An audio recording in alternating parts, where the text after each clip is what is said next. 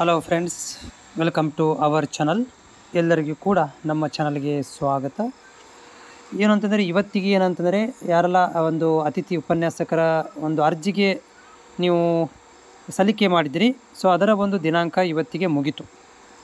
Okay, ಇವತ್ತಿಗೆ ಏನಪ್ಪ ಅಂತಂದರೆ ಹೊಸ ಅರ್ಜಿ ಇರ್ಬೋದು, ಎಡಿಟಿಂಗ್ ಇರ್ಬೋದು, ಎಲ್ಲ ಕೂಡ ಕಂಪ್ಲೀಟ್ ಆಯಿತು. ಮುಂದಿನ ಪ್ರಕ್ರಿಯೆ ಏನಿರುತ್ತೆ ಅಂತಂದರೆ ನಿಮ್ಮ ಒಂದು ಮೆರಿಟ್ ಪಟ್ಟಿಗಳನ್ನು ಬಿಡುಗಡೆ ಮಾಡ್ತಾರೆ.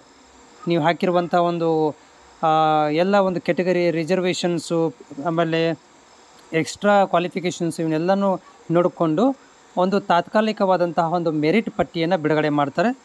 ನಿಮ್ಮ ಪರ್ಸೆಂಟೇಜ್ ಎಲ್ಲನೂ ಅದರಲ್ಲಿ ಇನ್ಕ್ಲೂಡಿಂಗ್ ಇರುತ್ತೆ.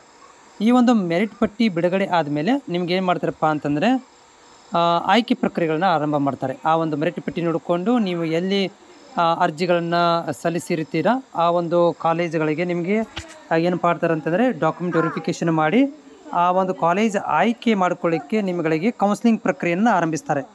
ಸೊ ಕೌನ್ಸ್ಲಿಂಗ್ ಪ್ರಕ್ರಿಯೆಯನ್ನು ಆರಂಭಿಸಿದ ಮೇಲೆ ಕೌನ್ಸ್ಲಿಂಗ್ ಪ್ರಕ್ರಿಯೆ ಅಂತಂದರೆ ಕಾಲೇಜುಗಳಲ್ಲಿ ನಿಮ್ಮಗಳಿಗೆ ಕರೆದು ಕೌನ್ಸ್ಲಿಂಗ್ ಡಾಕ್ಯುಮೆಂಟ್ ವೆರಿಫಿಕೇಷನ್ ಎಲ್ಲವನ್ನು ಮಾಡ್ತಾರೆ.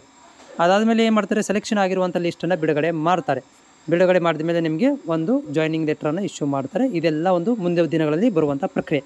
ಸೊ ಇದಕ್ಕೆ ದಿನಾಂಕಗಳನ್ನು ಬಿಡಬೇಕಾಗತ್ತೆ. ಮೇ ಬಿ ನಿಮಗೆ ನಾಳೆ ಅಥವಾ ನಾಡಿದ್ದು ದಿನಾಂಕಗಳನ್ನು ಬಿಡ್ಬೋದು ಅಂತ ಅಂದ್ಕೊಂಡಿದ್ದೀನಿ. ಬಂದ ಮೇಲೆ ನಿಮಗೆ ಮಾಹಿತಿಯನ್ನು ಕೊಡ್ತೇನೆ.